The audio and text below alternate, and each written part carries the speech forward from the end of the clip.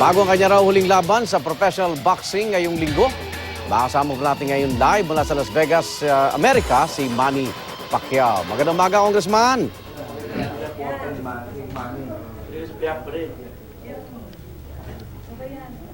Manny? Hello. Dalawang araw na lang at bakbakan na. Kamusta na ang kondisyon mo? Hello, hi. Okay naman po. Ready na tayo. Maganda naman yung kondisyon natin. Everybody's happy. Yung huling injury mo, yung balikat mo, kamusta ngayon, Manny? Okay naman. Wala tayong naramdaman na kung ano man na pwedeng makasagabal. Noong unang laban, si Brady nanalo, ikalawa, ikaw. Sa ikatlong laban nyo, gaano kalaki ang kumpiyansa na ikaw muli ang magwagi?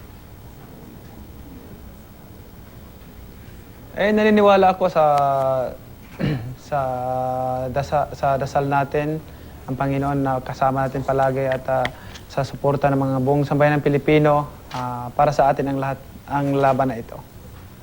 May mga tanong din sina Rhea at Ivan dito. Manny? Rhea? Manny, totoo ba na ito na ang parang retirement fight mo? Pagkatapos nito, magre-retire ka na? Opo, at excited na ako na bumalik dyan, mag-focus sa aming mga ginagawa na pagtulong sa mga tao at saka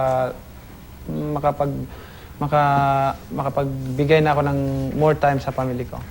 Kahit may mga hiling pa na dapat magkaroon ng trilogy itong kay Mayweather, okay na, tapos na para kay Manny Pacquiao. Ang sabi ko nga po sa kanila, hindi ko po masasagot yan dahil unang-una po, ang isipan ko ay naka-focus doon sa retirement, iwanan natin yung boxing and then tapos nito, naka-focus tayo sa Saturday na fight para sa karangalan ng bansa natin. At siyempre, pinag-isipan din natin yung sa Olympics na makasali tayo doon. Alright, Manny, may tanong lang si Ivan. Yes, Manny, nabanggit mo yung karangalan ng Pilipinas. Maaasahan ka ba namin sa Rio Olympics? Ayan po ay pinag-iisipan natin mabuti dahil kung allowed yung professional, hindi pa naman siguro naglabas ng rules yung officials, mga official ng boxing sa Olympics. So pag inallow tayo, pag-isipan natin mabuti. Okay, Manny, pagkatapos ng laban mo sa Sabado, may babalikan kang laban dito sa Pilipinas at yun na yung mangyayari sa May 9. Anong plano, Manny? Medyo napag-iwanan ka sa kampanya. Paano mo planong bawiin yung nawalang panahon sa'yo sa kampanya?